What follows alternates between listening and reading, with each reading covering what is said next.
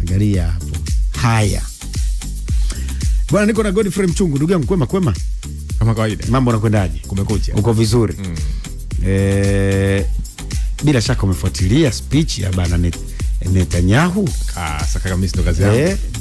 Jana wakati tunaondoka tulizungumza kuhusiana na swala zima la kwenda kukutana kwa waziri mkuu kutoka Israel na Rais Donald Trump. Bila shaka mambo yamekuwa hivyo. Nini kimezungumzwa na makubaliano yako vipi? Wanatokaje baada ya hilo? Yes, kwanza ndio imekuwa ni taarifa kubwa sana ambayo tumeamka nayo, kukutana kwa waziri mkuu Benjamin Netanyahu na mwenzake Rais Donald Trump. Na kama unafahamu kwamba Israeli rafiki wake wa kipekee ni taifa la Marekani, na taifa la Marekani taifa lake la kimkakati basi ni taifa la Israeli. Kwa hawa tunasema ni big ally, kwa maana kwamba ni watu ambao wamekuwa wakipendana, wana mapendano na wamekuwa wana mikataba ya kudumu au mikataba ambayo inaitwa mikataba ya kiusalama. Kwa hiyo kwa jana ulikuwa unazungumzwa mpango wa kuweza kumaliza vita katika eneo la Gaza. Kama unafahamu kwamba Gaza tangu kile ambacho kilichofanyika Oktoba 7 mwaka 2023 tulishuhudia serikali ya Netanyahu na jeshi la IDF limeweza kupelekea mashambulizi makali sana katika eneo la Gaza. Kwa hiyo Trump kwa jana na mwenzake Netanyahu wamezungumza mpango ambao unaitwa 21 peace plan for Gaza, kwa maana kwamba mpango wa hatua 21 ambao umependekezwa na Rais Trump kwa lengo la kuweza kumaliza vita vya Gaza. Na sasa huo mpango cha kwanza unahusu nini? Mpango huo unazungumza namna gani katika eneo la Gaza lisiwe linatawaliwa au linaongozwa na chama cha Hamas, ambacho katika mtazamo wa kimagharibi kama unafahamu kwamba ni chama ambacho kinatajwa kwamba ni chama cha kiharakati, chama cha kigaidi. Lakini vile ni kuweza kubadilishana wafungwa kati wafungwa wa Palestina ambao wanashikiliwa katika jela za Kiyahudi waweze kuachiliwa. Lakini ya tatu, kutengenezwa kamiti ya kimataifa ambayo itakuwa inaweza kugavana katika eneo la Gaza. La nne, kuhakikisha kwamba wanaweza kuondoa kile ambacho kinachoitwa zile itikadi kali katika eneo la Gaza. Lakini cha tano, kuweza kuhakikisha kwamba vikosi vya kimataifa kutoka nchi washirika wa kimataifa na nchi za Kiarabu waweze kuangalia usalama wa Gaza. Cha sita, mbele ya safari kuhakikisha kwamba mamlaka ya Palestina, kwa maana kwamba Palestina Authority ambayo inaongozwa na Mahmoud Abbas na serikali mpya au mamlaka mpya ya mpito ambayo itaanzishwa na kusimamiwa na Umoja wa Mataifa, zitaunganishwa kwa kile ambacho kinachowezwa kuja kutengeneza sasa taifa lile la Palestina. Na kama unafahamu kwamba msimamo wa Netanyahu ni msimamo ambao amesema wazi kabisa kwamba yeye haamini katika uanzishwaji wa taifa la Palestina na haamini katika kuweza kuigawa Yerusalem, kwa sababu kuna sheria za kimataifa. East Jerusalem kama unafahamu kwamba ni mji mkuu wa Palestina, kwa maana kwamba kuanzia Judea na Samaria ni mji mkuu wa Palestina. Kwa hiyo kwa Netanyahu amesema wazi kabisa kwamba wao hawawezi kuiachilia Jerusalem, lakini vile hawawezi kukubali uanzishaji taifa la Palestina. Lakini hii sasa vile lazima tumpongeze Trump. Kwa sababu kama unafahamu kwamba Trump ndo alikuja na mpango ambao unajulikana kama Abraham Accord mwaka 2020.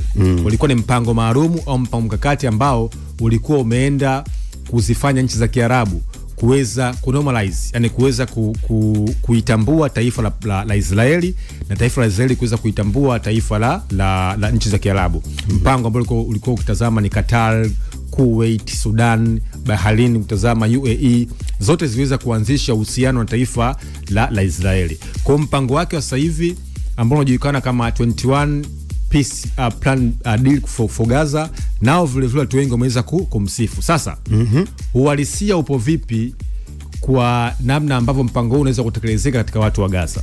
Kwa sababu lazima tufahamu kwamba Marekani amekuwa akitoa bajeti kubwa sana kwa taifa la Israeli, na baada ya Israeli kuweza kutengwa na dunia, mshirika wake wa kipekee ambaye imebaki ni Marekani.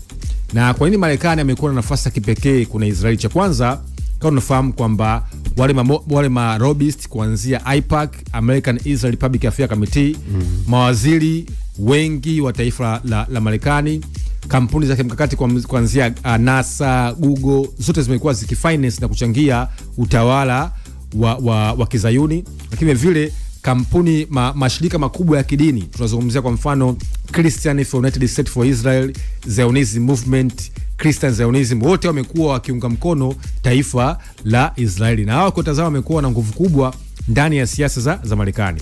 Kwa hiyo msimamo wa Marekani kuhusu Israeli na msimamo wote wa Marekani kuhusu Gaza utakuwa ni hatua msingi zaidi ya kuweza kuhakikisha kwamba vita hii inaweza kuisha. Kwa wengi wamemsifu katika mtazamo huu, lakini vile wengi wamekuwa na hofu. Je, Marekani ana nia kweli ya kuweza kumaliza mzozo wa Gaza, au katika ile nyuma pazia kuweza kuendeleza harakati zao za kuweza kuanzisha taifa la Palestina? Kwa hiyo ilikuwa ni kikao kwa kweli cha kimkakati ambao kilikuwa kinahusisha kati ya marafiki wakubwa wawili, kati ya Marekani na mwenzake Israeli.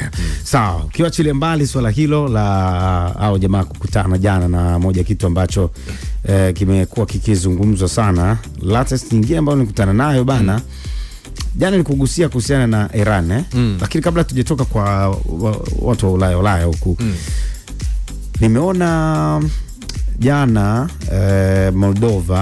Moldovia anaita hivyo, sio? Yenyewe bana imeamua kuchagua kuendelea kuungana na Ulaya badala ya purukushani kubwa zilizokuwa zikiendelea nchini pale, ikiwemo wabunge kuwa na vuta ni kuvute baina yao, wengine wakisema walipaswa kuungana na Urusi, huku wengine wakisema wanapaswa kuendelea kushikamana na Ulaya. Sasa ikapigwa kura.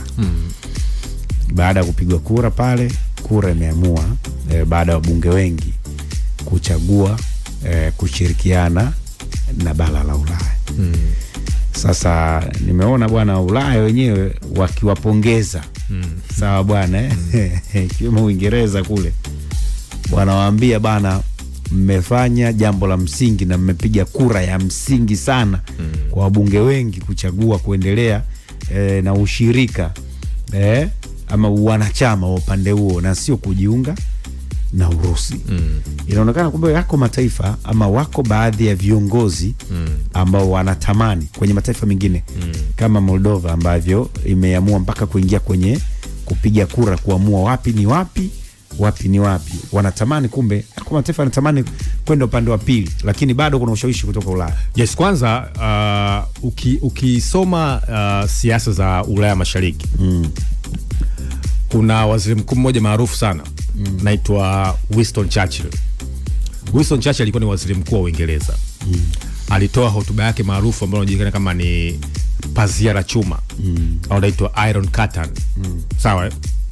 Sasa pazia la chuma ilikuwa inamaanisha nini?